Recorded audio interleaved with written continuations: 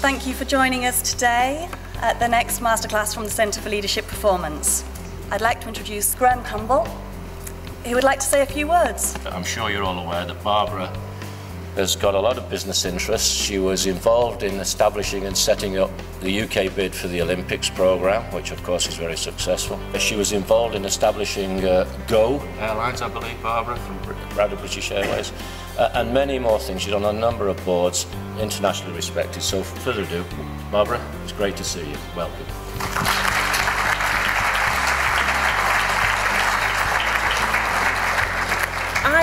I was asked to talk about growth, and I thought it was particularly ironic as I picked up the newspapers of yesterday and today to see that there's now some prediction that we may be slipping into another recession. And so I thought, oh geez, I wonder if I'm a little early here, but it's probably important, even more important, given the tenuousness of the current economy, that we do spend some time on this. Now, these laws of nature of business are very simple. You don't need an MBA to understand this. You need to take in more money than you spend. Folks, that's it. That is business. You know, to read those newspapers or to listen to the news, you'd think that the banks and the politicians are at the heart of finding a way out of the hole, the economic hole that we're in. But they're not the drivers. They are not the impetus. The impetus for growth and for jobs comes from business people. Comes from us, people in this room. As the fundamentals of our economy readjust and weak businesses and products are culled, the time has begun to start looking at taking more risk.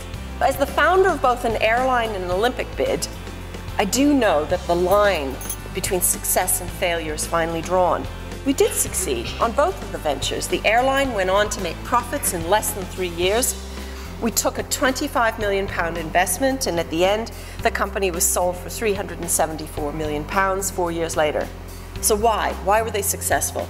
Well, at one level, the reasons for success are the kind of things you read about in business cases. You know, good strategy and good execution. But the other, less tangible factors that I think were particularly important were our willingness to take big risks. The biggest problem people face today is a sense of not knowing what comes next.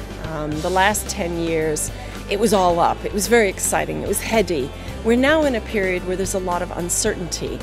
And so my way of dealing with uncertainty is to kind of draw a little box around you and the team you work with and to try to make the way you work together as good as it possibly can be. Don't let the world get you down. I don't think there is enough humility in business today. You need to keep asking yourself, why would anyone follow me? Am I someone I would follow? Be upbeat, even if you're faking it. It encourages other people. Ask for input from others. Even when you're pretty sure you know the answer, ask for input, because you might be wrong. The more you separate yourselves from others, the less people will want to go where you lead. It's your choice. If you ask people to make a sacrifice, make one yourself.